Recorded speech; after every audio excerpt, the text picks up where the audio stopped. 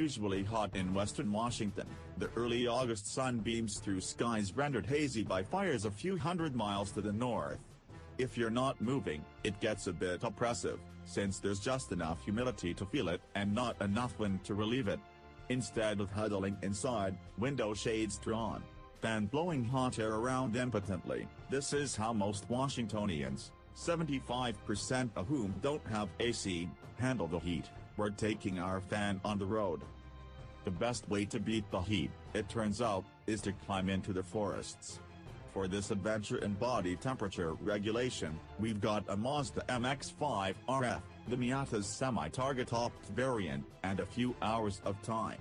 And the Cascade Mountains foothills, thickly coated with Douglas firs and, higher up, subalpine firs soaking up as much sun as they can in the short growing season. I've lived near the foothills nearly all my life, but there's a lot of the Cascades I haven't explored. One area is Chinook Pass, a mountain road that crests at 5,430 feet. Looming almost 9,000 feet above it is Mount Rainier, so close you can almost touch it. Just about 100 feet below the summit is Tipsoo Lake, startlingly clear and sporting enough wildflowers to make the Sound of Music look like a movie about Rommel's North Africa campaign. But that's jumping ahead a bit.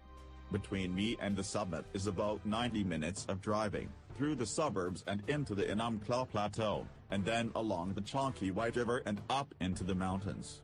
Plenty of time to focus on nothing but the surroundings, and the quality of the cooling action provided by the little Mazda.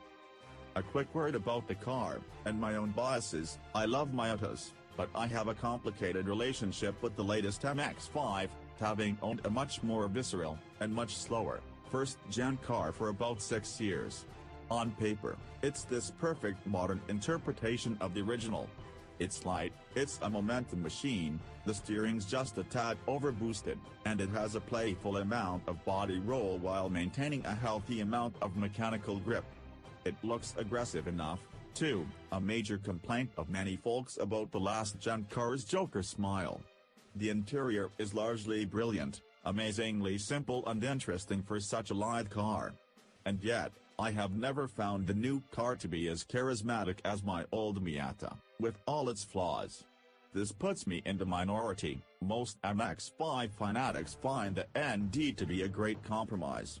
Even some colleagues best known as anti-Miata partisans would put one in the driveway. The RF builds on a great framework with some extra style.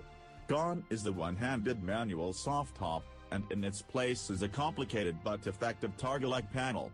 The flying buttresses go up, the targa panel folds away, the buttresses return sans rear window. If you don't check over your shoulders, the experience from the driver's seat is, to me, identical to a non-RF car. There's no unusual wind buffeting, plenty of airflow, decent views sideways and up. This was appreciated when the jagged cowlitz chimneys sawed across the space between me and Rainier as I climbed the pass.